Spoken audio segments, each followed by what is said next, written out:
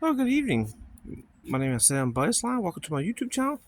Yeah, this afternoon we're in Adams County in the Susquehanna Valley. This is the railroad I work for here, which is the Gettysburg Northern Railway. And yeah, we're doing a major tie project. We got 8,000 ties going in our main line.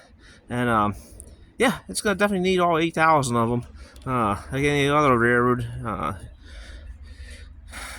with tie decay rate, and these are all the old dead ties that they pulled. And I'm just sort of going through it. I always like to look at my older ties to just see, what was really here. And there's history by just looking at the ends of the ties. And what I mean by that is you just sort of tell how old the ties are with regards to the check protection for keeping the ties from checking.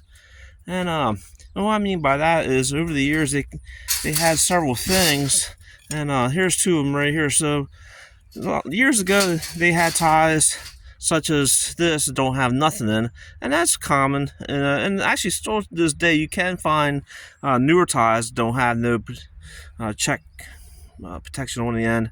And what I mean by that is things like this. So this is an old style C that is actually put across the grain to keep from checking. So it'd be one like this way and one like this. So they use two of them. And if you look at, you can see how this thing is made.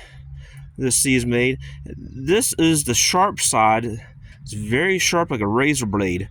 And this is the side you actually use a hammer to hit it. And they actually have a special hammer to drive these in. In my collection, in my personal tools, I have I call it an S-iron hammer. And here is a S-iron right here. And you can see how fat this side is. So this is out. It goes out, and you can see this side. It's very sharp, like a razor blade. So that would be going in like this. So the other two things I'm looking for is gang nails. And gang nails actually went through.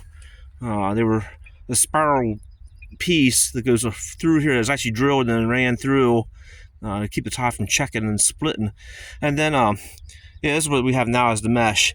And actually, if you look at the ends of these ties here, you can see dates from tie inspectors who actually put the ties in. I'm just looking here to see if there is any dates.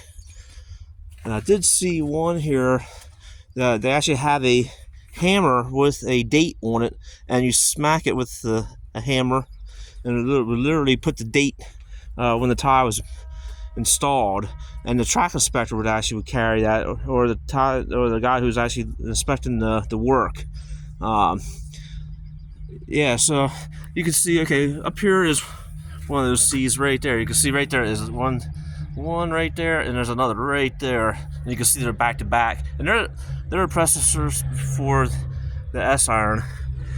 And then these meshes, they actually got the date on. If you could look real close, they do have the date on. That's why I was just sort of kind of looking here to see if there is any